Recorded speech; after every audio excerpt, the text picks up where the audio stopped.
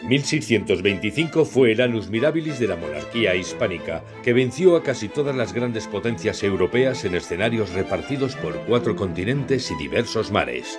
Ese año Felipe IV fue intitulado el Grande, y aquellas victorias fueron llevadas al lienzo por los mejores pintores de la época.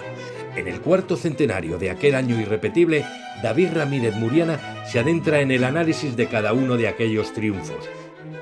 Descubre Annus Mirabilis, de Editorial Edad.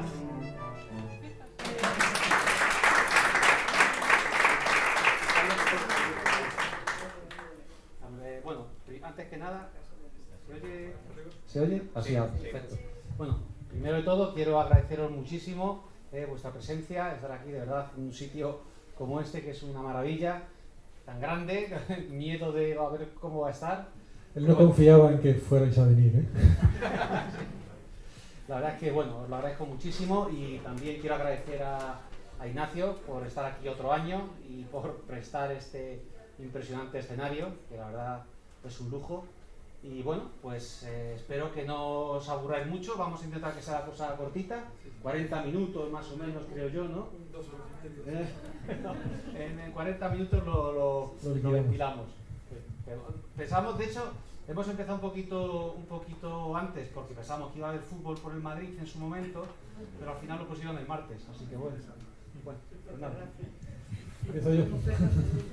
Bueno, pues bienvenidos, y la verdad es que es una alegría volver a estar aquí, porque, bueno, una de las cosas que yo quería comentar, y que yo creo que David no es del todo consciente de esto, es que en realidad el 99% de los libros no se venden nada. Pero sí, vamos, no se vende nada, lo digo yo que estoy todo el día con este tema, ¿no?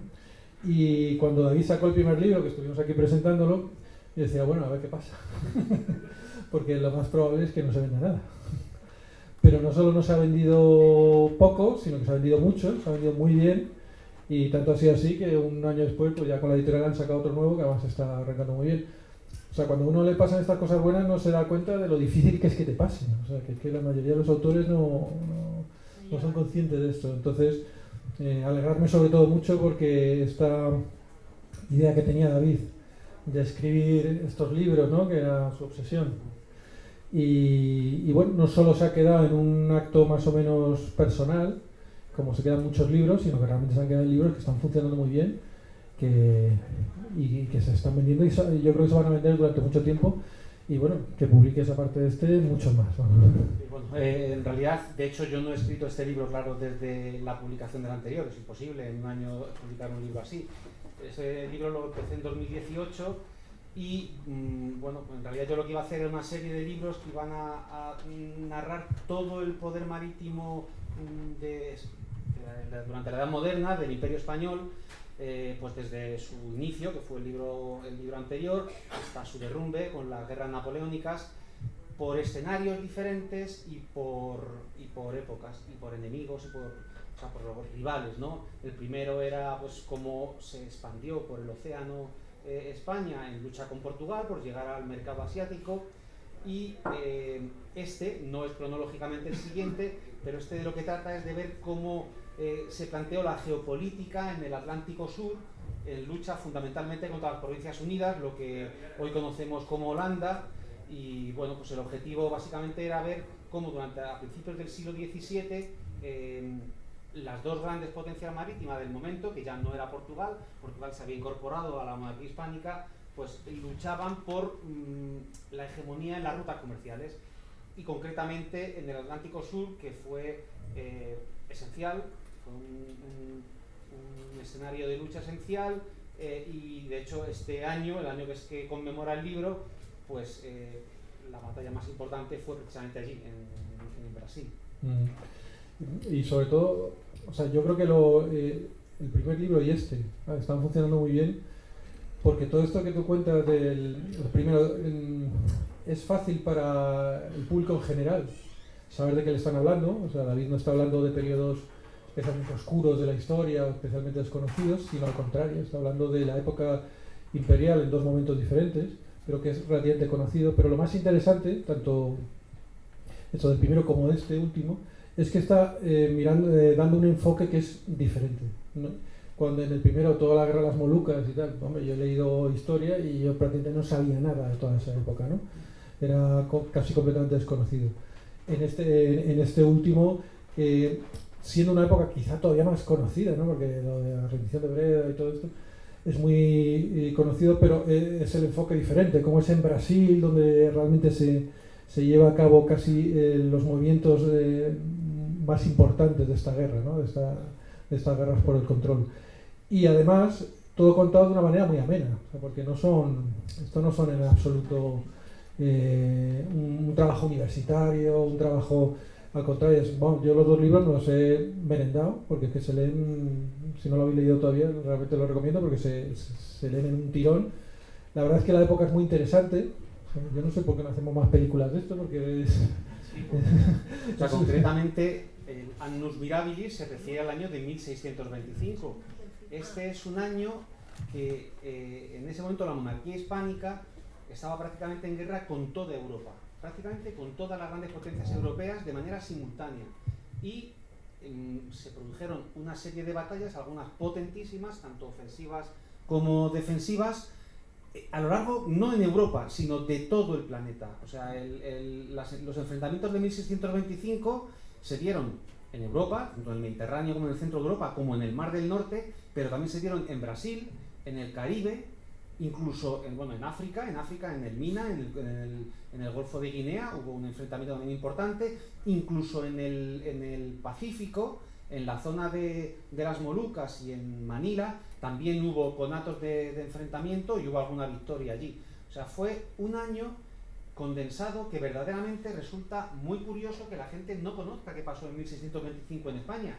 Lo conoce por la enorme herencia cultural, porque para los contemporáneos fue tan importante que el rey encargó a los mejores pintores de la época pues hacer 5 cuadros de las 5 mayores victorias de aquel año, que no fueron todas, pero fueron las 5 más grandes. Y entre ellas, claro, están los cuadros archiconocidos de Velázquez, el de las lanzas, es la rendición de Breda, que fue este año. El de Zurbarán, la defensa de Cádiz, fue este año. Y ahí pues está el de Maíno, que es en Brasil, está el de Cajés, el de Pereda, que pues en Génova y en Puerto Rico. Entonces, fue un año que para los contemporáneos fue realmente excepcional. Y la prueba de todo esto es que esos cinco cuadros que os digo, esas 5 batallas, el rey las colocó en el Salón de Reinos. El Salón de Reinos era la estancia más importante de la corte, era la estancia en la que recibía a los embajadores extranjeros y era la estancia política por esencia de la corte. Y en esa estancia estaba el trono, estaban los retratos reales de la familia real detrás de él, y en los lados, en los laterales, como síntoma de poder, estaban las grandes batallas del reinado. Y de esas grandes batallas del reinado de Felipe IV, 5 eran los grandes cuadros de 1625. De hecho, el más importante de todos, que la gente no lo conoce para nada, que es el que se centra el libro, que es el de la reconquista de Salvador de Bahía, ese cuadro es el único en toda la serie de batallas del Salón de Reinos en el que aparece la figura del rey y del valido, del conde duque de Olivares, lo cual es síntoma de que es el cuadro más importante de toda la serie. Y es curioso que sea un año tan importante para ellos y que haya dejado tan poca memoria, porque nadie sabe qué pasó en 1625. Conocen el cuadro, claro, conocen las lanzas, pero no sabes que aquel año fue extraordinariamente importante para la monarquía hispánica. Y bueno, claro, eso, el otro día estuve haciendo un programa en streaming de un canal de divulgación histórica y él me decía, es que todo el mundo conoce el Annus Horribilis de la monarquía británica, pues se le quemó Windsor, se peleó Carlos con Diana, o estas cosas que pasaron hace no mucho, y todo el mundo lo conoce, y nadie conoce el Annus Mirabilis. Y claro, yo lo pensé luego y dije, es que de hecho, si el Annus Mirabilis en vez de ser español hubiera sido británico, lo conocería todo el mundo, hubiera sido americano, porque ellos han sabido vender su historia muchísimo. Entonces habría 20.000 libros de estudios, habría no sé cuántas novelas, no sé cuántas películas, y bueno, pues sería muy conocido, pero sin embargo en España pues prácticamente nadie conoce qué pasó en 1625. Realmente lo conocemos por Velázquez, por el hecho cultural, los cuadros, porque de hecho un poco una de las cosas que tú más comentas en el libro, que la victoria de Breda es una victoria muy relativa, ¿no? O sea, Bueno, algo que se narra también es incluso el estado final en el que quedan las tropas españolas en el asedio, que vamos, está mucho peor que los asediados, vamos, es una cosa penosísima, o sea, con unos gastos monstruosos para conseguir aquello. E incluso cambia la política de entonces, ¿no? Digamos, Sí, o sea, se pasa a la zona marítima porque aquellos se dan cuenta que un poco la victoria de Breda fue una victoria, pero muy pírrica, que se suele decir. Sí, o sea, de hecho todo el año en sí, en este año, para conseguir hacer esta inmensa ofensiva de 1625, la monarquía tuvo que firmar con los banqueros genoveses el asiento más perjudicial de toda la historia de la monarquía hasta entonces, porque ya la monarquía prácticamente no tenía crédito, estaba empantanada en guerras, absolutamente endeudada, con los el crédito estaba prácticamente, y los banqueros genoveses no querían financiar la ofensiva del 25, pero claro, los genoveses estaban también pillados entre la espada y la pared, porque si España no pagaba, ellos se arruinaban también. Entonces era una bola de nieve que ellos necesitaban que España siguiese pagando y por tanto siguiese teniendo pues, bueno, lo que dicen todavía ahora, que si tú debes 100.000 euros al banco, tú tienes el problema. Pero si debes 100 millones al banco, él tiene un problema. Los genoveses tenían un problema. Y era un problema mutuo, porque otra de las grandes batallas de 1625 fue precisamente el socorro de Génova. Los franceses, digo, en este momento estaba España en guerra con toda Europa, pues los franceses atacaron Génova junto a los saboyanos, y Génova era esencial para España, precisamente por esto que os digo, porque era quien financiaba la política militar en Flandes.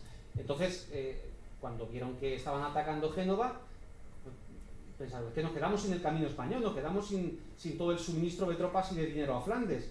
Entonces enviaron otra expedición enorme, otra de las batallas, que está en el Salón de Reinos, que fue como Santa Cruz organizó una inmensa flota de galeras para socorrer Génova del ataque franco-saboyano.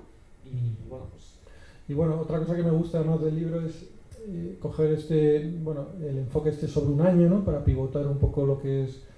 Y a ver, la tentación de coger un año así habría sido hacer un libro para mayor gloria del Imperio Español, que tiene una parte que de espectacular de todos los logros que consiguen hacer en ese año, que es realmente espectacular, ¿no?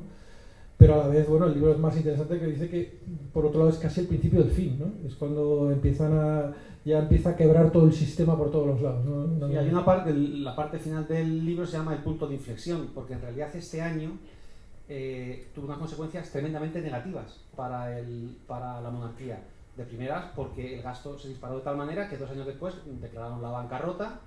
Encima coincidió con que al año siguiente de declarar la bancarrota, los holandeses capturaron la flota del Tesoro. De hecho, hay un libro que no ha podido venir Rafa, pero bueno, hay un libro también sobre la captura de la flota española del Tesoro en 1628, y además tuvo consecuencias todavía peores, en el sentido en el que dio tales esperanzas al conde duque de Olivares. El conde duque de Olivares pensó que después de ver la operación de Bahía, porque os voy a explicar un poquito qué pasó en Bahía para que comprendáis la importancia de esta operación.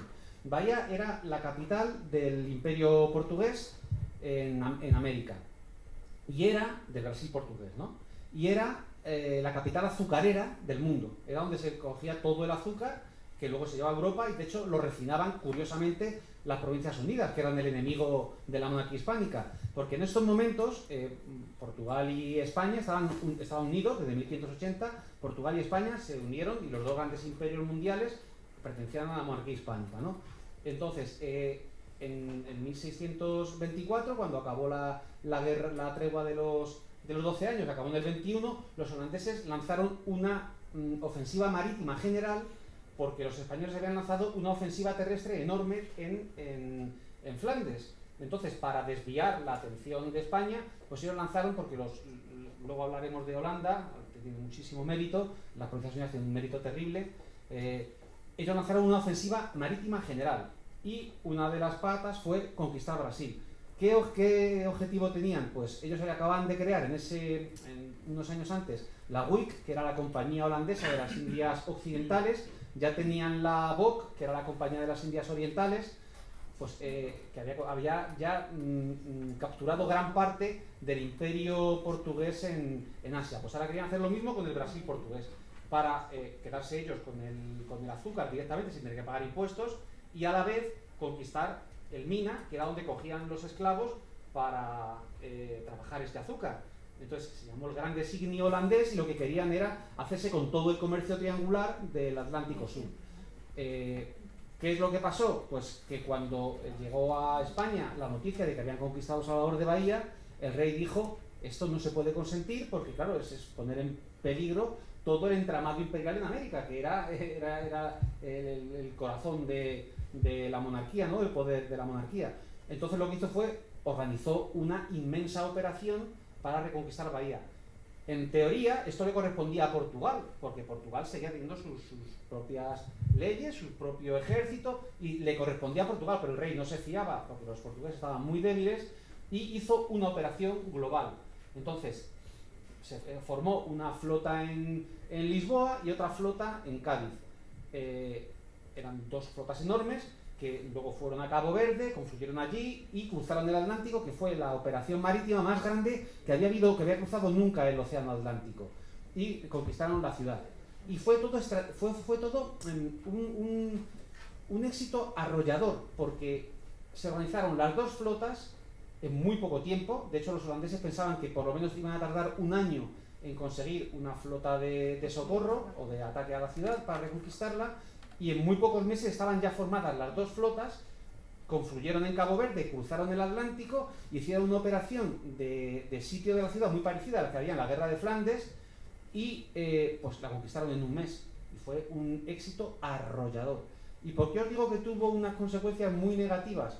Pues porque Olivares, viendo que se habían juntado a colaborar España y Portugal y que la cosa había salido tan bien, pues dijo: vamos a ver, ahora mismo todo el esfuerzo bélico de la monarquía lo está pagando Castilla, pero en cuanto empezamos a colaborar entre diferentes territorios, las cosas se ponen que somos invencibles. Y entonces se le ocurrió hacer la famosísima unión de armas, que era que todos los territorios de la monarquía tenían que pagar, pues en función porcentualmente, en función de su territorio, de su población, de su riqueza y todo eso, ¿no? Y pagar su propia defensa. Y bueno, pues esto fue un proyecto que al final acabó llevando a la gran crisis de 1640, que fue la peor que sufrió la monarquía hispánica durante toda la Edad Moderna, la peor hasta el derrumbe con la invasión napoleónica. Entonces, claro, tuvo una consecuencia terrible, y Breda, como tú muy bien has dicho, pues le pasó lo mismo. Breda, para conquistar la ciudad en los Países Bajos, se utilizó un ejército descomunal, 30.000 hombres durante 9 meses. Imaginaros el gasto que supone mantener un ejército de 30.000 hombres. No fue siempre 30.000 hombres, ¿no? Pero llegó en su punta a 30.000 hombres durante 9 meses sitiando una ciudad, teniendo que abastecerlo, sufriendo ataques. Bueno, fue unas obras de ingeniería increíbles, que vino gente de toda Europa para conocer cómo se estaban haciendo aquellas obras, que eran algo único en la guerra de Europa, y eso que Europa estaba toda en guerra, porque coincidía con la guerra de los 30 años. Entonces, pues fue un gasto tan descomunal que cuando, como ha dicho Ignacio, cuando acabó el sitio acabó rindiéndose la ciudad, y el rey dijo: no podemos pagar esto. Entonces no podemos pagarlo, se acabó la ofensiva terrestre. A partir de ahora vamos a intentar hacer una ofensiva marítima, porque es que en tierra, con este tipo de operaciones, pues no podemos. Y, como os digo, a los 2 años quebró la monarquía. Hay una cosa que cuentas en el libro que a mí me llama mucha atención, que en realidad el ejército español terrestre además tenía que ser pagado, digamos, puntualmente, si no, bueno, eran famosos los levantamientos cuando no llegaba la paga, ¿no? Y de hecho los holandeses, que también han creado sus mitologías, porque yo conocí una chica holandesa hace tiempo, y ella me hablaba que de pequeños les hablan del duque de Alba. O sea, es como aquí el hombre del saco, en Holanda es el duque de Alba. Probablemente con algo de razón, pero que sin embargo comentas que en la guerra de los 30 años el resto de los ejércitos básicamente vivían del saqueo y de expoliar, digamos, del terreno, de expoliar todo lo que iban a dar. Sin embargo, en el caso de los españoles no, tenían que ser pagados, ¿no? Sí, y además en Flandes, claro, tenemos que tener en cuenta que en Flandes, tanto el gobierno del gobierno de la monarquía como el gobierno de la república, para ellos esto era su casa, porque claro, o sea, era su territorio y aquellos eran sus súbditos. Entonces bueno, pues tenían una idea patrimonial del asunto, y esto era al ser súbdito y surgente, pues aquello no se podía destruir. No era como en la guerra de los 30 años, que atacaba el sueco y arrasaba a media Alemania, atacaba el de Baviera y arrasaba a la otra media. O sea, en la guerra de Flandes hubo un respeto muy grande por la población, y de hecho es una de las cosas que más problemas dio en el sitio de Breda, porque como tú no podías vivir del terreno, o sea, robar a la gente para mantener a las tropas, tenías que hacer unas líneas de suministro que eran complejísimas, que necesitaban muchísimo dinero y que había que traer intentando perjudicar lo menos posible a la población. Y lo que has comentado de Holanda, pues que también lo he dicho yo antes, yo creo que Holanda consiguió a finales del siglo XVI, en la década de 1690 y principios del XVII, algo muy parecido a lo que consiguió España a finales del siglo XV, principios del XVI.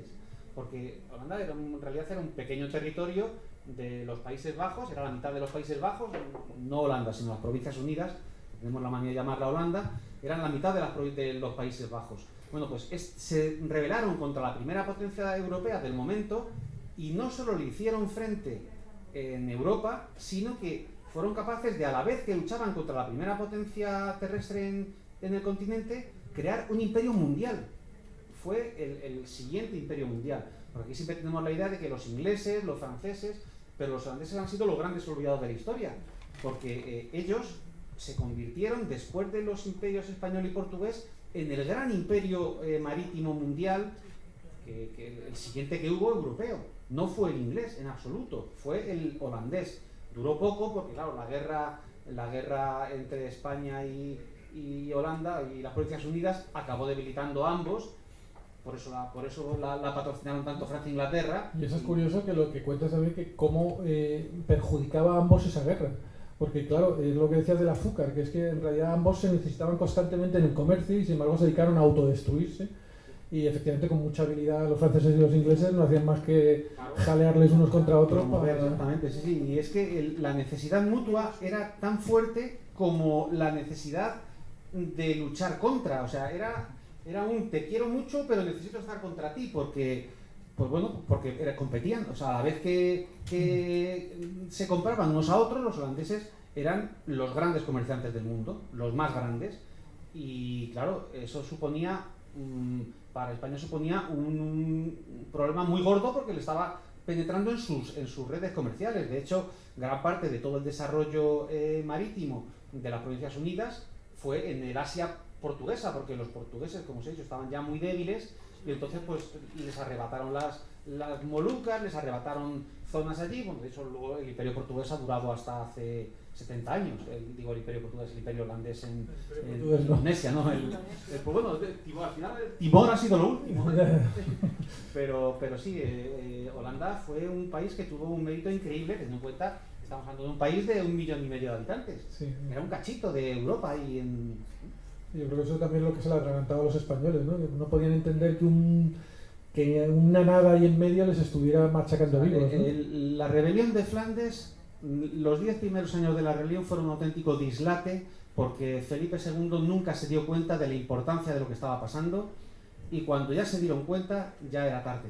Y además, en el momento final del siglo, en la década de 1580, todavía con Felipe II, cuando estaba Farnesio de gobernador de los Países Bajos, pudo reconquistar los Países Bajos. Fue el único momento en que verdaderamente se pudo llegar a reconquistar, pero Felipe II pues le dio por la Armada de Inglaterra, desviando claro, porque la Armada de Inglaterra se supone que lo que tenía que hacer era el ejército de Flandes invadir Inglaterra. Entonces frenó a Farnesio en su ofensiva flamenca. Y sobre todo, lo peor fue que en la década siguiente, en las guerras civiles francesas, a Felipe II le dio el ramalazo de colocar a su hija en el trono de Francia, y intervino en las guerras civiles francesas, y eso ya hizo que las Provincias Unidas pues prácticamente se aseguraran que no iban a perder nunca la guerra de Flandes. A partir de entonces fue imposible, y Holanda no hizo más que crecer y crecer y crecer, hasta que la propia guerra la debilitó, y una vez ya España perdió la hegemonía y la consiguió Francia con Luis XIV, que esto ya fue después, pues Luis XIV se ventiló a Holanda, se la ventiló. Otra cosa que también comentas es cómo siempre hemos tenido esta visión de ese siglo, ¿no? De los Austrias menores. De hecho se les llama menores, ¿no? Y realmente, quizás sí, con el tiempo, ahora a todo lo pasado, claro, todos sabemos historia, y vemos que fue un momento de cadencia, pero en ese momento fue un siglo español en muchos aspectos, ¿no? Que era Sí, o sea, el dominio era casi total, ¿no? Claro, nosotros cuando estudiamos en la universidad, que de hecho estudiamos en la universidad a la vez tú y yo, Sí. en la Complutense, el manual de historia moderna básico era el manual de John Lynch, y el capítulo del siglo XVII se llamaba Los Austrias Menores. Sí. Y todos crecimos con la idea esta de que los Austrias tenían la etapa gloriosa, que era el siglo XVI, con Carlos I y Felipe II, y por supuesto los reyes católicos aunque no eran Austrias. Y luego vino el siglo de la decadencia y vino una etapa mucho menor. Pero claro, esto es como tú has dicho, es una imagen a posteriori. Esto, claro, luego la cosa se hundió. Pero para la gente de aquel momento, si la gente que vivió con Felipe III o que vivió con Felipe IV, tú les hubieras dicho que sus reyes eran los Austrias menores, hubieran dicho que has perdido la cabeza. O sea, Felipe IV fue Felipe el Grande. Felipe el Grande intitulado como tal, Felipe el Grande. Y en la historia de la humanidad había muy pocos reyes titulados Felipe el Grande. Carlomagno, Alejandro, o sea, el Grande, el título el Grande era un título que se daba a los más grandes de la historia. Y precisamente a partir de 1625 se le otorgó a Felipe IV, que luego fue intitulado como el Rey Planeta. O sea, era un rey que de menor no tenía nada. Y Felipe III, que siempre ha sido considerado como un vago, pues bueno, ahora ha sido por fortuna ha sido muy revisado todo su reinado, pero es cierto que aunque él se retiró bastante de Europa, como fue una época de paz, porque había reyes en Inglaterra, en Francia, estaban en guerra civil y tal, pues se mantuvo la paz en Europa. Pues durante ese periodo España al final se reforzó muchísimo, y a ese periodo se le conoce historiográficamente como la Pax Hispánica. O sea, la Pax Hispánica en referencia a la Pax Romana de Augusto.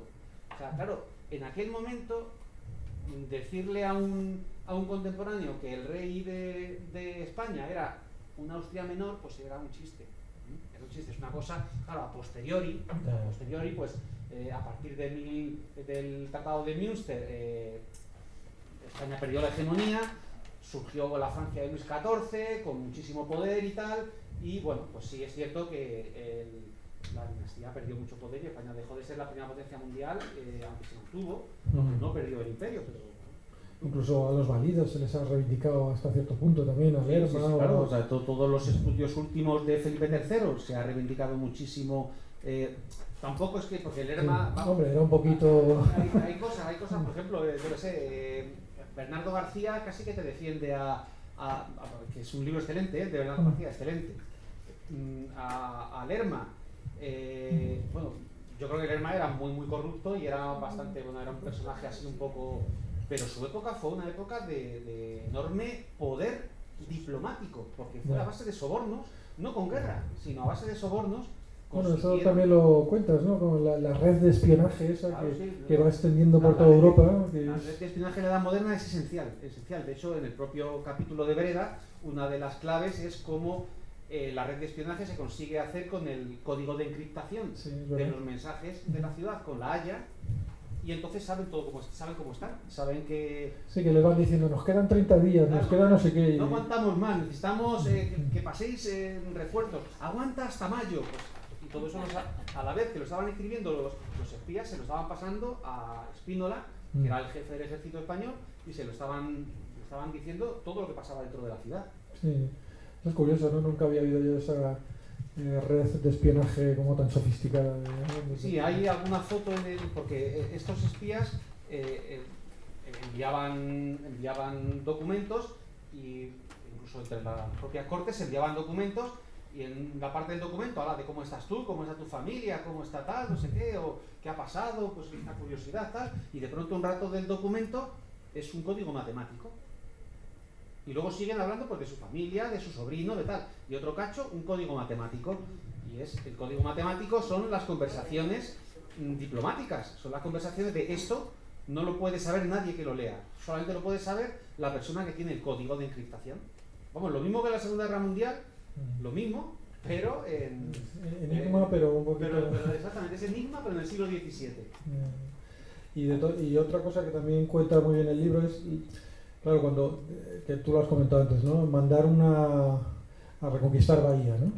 Esto así dicho puede parecer tal, pero los holandeses, que eran gente que sabía, pensaban que un año como mínimo, porque claro, es que cualquier comunicación, no podemos pensar en el mundo actual, en ese mundo se tardaban años en hacer las cosas, ¿no? En realidad es curioso porque la operación de Bahía es una operación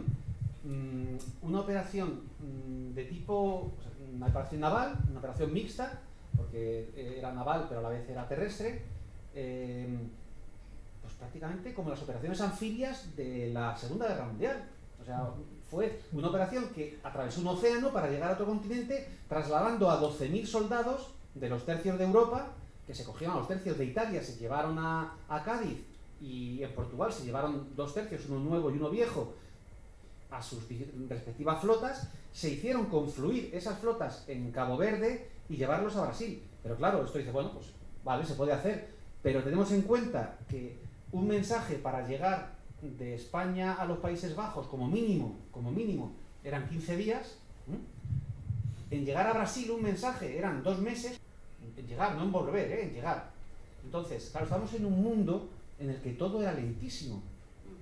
Y o sea que si solo mandar un mensaje a Brasil y que volviera es casi medio año. Cuenta que luego depende, no puedes navegar siempre. Entonces, ¿cómo puedes organizar una flota en menos de un año cuando el mensaje solo de ida y vuelta es medio año? Sí, o sea, fue una cosa espectacular. Esta operación fue realmente única. Yo, en mi opinión, yo creo que es la operación más brillante naval de toda la historia moderna de España, que mira que tuvo operaciones navales brillantes, pero fue tan espectacular que, como os digo, yo creo que cegó a Olivares. Olivares pensó, bueno, pues nada, esto ya está, la solución es que todos vamos a colaborar con el mismo esfuerzo bélico. Y bueno, pues eso de Olivares, hay un momento muy bueno en el libro, que es esa frase, no estoy de memoria, o sea que no recuerdo exactamente cómo era, pero que dice como al rey, ¿no? Majestad, coraje, que Dios es español. Pues claro. y no ha de abandonarnos, ¿no? Exactamente, sí. Como, al final, que Dios es español, no nos confundamos. Llegó un momento en 1625, pues que eran conscientes, por supuesto, de la enorme debilidad estructural de la monarquía, lo sabían perfectamente.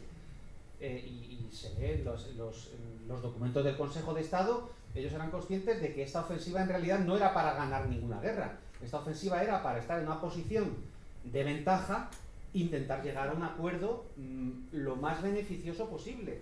Porque también otra cosa que pasa es que las guerras en la edad moderna no son las guerras en la edad contemporánea, no se ganaban y se arrasaba al contrario, sino que, bueno, pues por agotamiento se llegaba a un acuerdo entre los 2 frentes. Y el objetivo de esto era, pues eso, llegar a un acuerdo. Y bueno, todo, y este cegar de Olivares realmente yo creo que llegó a un punto extremo, ¿no? Es la guerra de Mantua ya, que también se meten, y es una cosa... Sí, o sea, el Olivares, de hecho, precisamente después de la bancarrota, se metió en Mantua, o sea, es... Eso leí en otro libro sobre lo de Mantua. Bueno, eso fue, yo creo que eso fue la sentencia. Mucha gente dice que es la sentencia final. Porque fue en el peor momento, te metes en otra más. Y encima coincide con que en el Imperio Alemán también pasa lo mismo, la parte católica del emperador se viene abajo y bueno. Y eso... Iba a poneros imágenes, pero yo creo que si no... Nos enrollamos demasiado. Lo vamos a hacer demasiado... Pero ponemos aquí a hablar y... Demasiado largo, sí, es que me emociono. De hecho, quería haber proyectado imágenes y tal. No, mira, voy a proyectar una solamente ya uy, la contraseña de Raúl. Mira, solamente para que veáis la importancia que le dieron lo que os he comentado del Salón de Reinos. Os voy a mostrar el Salón de Reinos, una reconstrucción que, de hecho, el Salón de Reinos lo están reconstruyendo ahora. Era el antiguo Museo del Ejército y lo están restaurando. Yo he oído comentar que quieren incluso llevar los cuadros, no están todos, pero bueno, que quieren llevar los cuadros. Yo creo que eso va a ser imposible. Pero esta es la sala. Por supuesto no está, bueno, tiene diversos errores, además de no estar ni todo lo del suelo, ni el trono, ni nada. Está la balaustrada, que esta balaustrada seguramente no estaba en la época porque esto se llama Salón de Reinos, porque si veis el techo, en el techo están todos los escudos de los reinos de de Felipe IV. Entonces la balaustrada impide que se vea bien el techo. Pero bueno, esta es la escena que veían los embajadores al entrar con el rey al fondo. Y entonces ellos les iban explicando pues, las batallas, que están aquí las grandes batallas, las de 1625 y las posteriores, y bueno, pues era una demostración de poder de lo que era en su momento la corte más poderosa de Europa. Y bueno, pues prácticamente yo creo que, bueno, aquí está el cuadro, este es el cuadro de Bahía, que es el más feo, que es una pena, es el más feo de la serie. El triunfo más importante es el cuadro, en mi opinión, es el más feo, porque este es el de Velázquez, claro, este es una maravilla. Este es el de Zurbarán, el de Cádiz. Este es el Socorro de Génova, que os he comentado antes, para haber que salvar a Génova porque Génova pagaba la guerra. Este es el de Puerto Rico, que también conquistaron Puerto Rico los holandeses y los echaron. Se ven ahí las tropas del fondo que veis, están huyendo porque los echaron, conquistaron la ciudad, pero al final los terminaron expulsando. Este es en el Morro, ¿no? Sí, eso es el fuerte del Morro, que es donde resistieron y al final los consiguieron expulsar. Porque hay un momento glorioso ahí, que cuando los holandeses les mandan un mensaje a los 4 españoles que había ahí encerrados, estaban 300, sí. Eso, que dice, bueno, ríndanse y tal, y los otros le devuelven otro mensaje diciendo, primero, somos como veteranos de Flandes, con lo cual a nosotros esto no nos asusta nada. Y segundo, si se rinden ahora, todavía les perdonamos. Le dice, bueno, lo que sí aceptamos es un trato en el que ustedes nos entreguen todos sus barcos, y nosotros les daremos un barco para que puedan volver a su tierra, pero dejando aquí toda la artillería. Eso le contestaron los 300 hombres que estaban aislados en el fuerte, rodeados de 1500 holandeses que habían conquistado la ciudad y que los tenían en esto. Y al final realmente se tiene que retirar. Sí, resistieron porque el Morro es un fuerte muy fácil de defender, es un fuerte que está prácticamente todo en el mar. Por la noche podían entrarles provisiones y eso les hizo resistir. Y los holandeses no podían estar mucho más tiempo allí, pues porque podía llegar otra operación de rescate y la cosa se podía poner fea. Entonces, bueno, pues se fueron de allí. Y bueno, no salta la otra, pero bueno. La otra,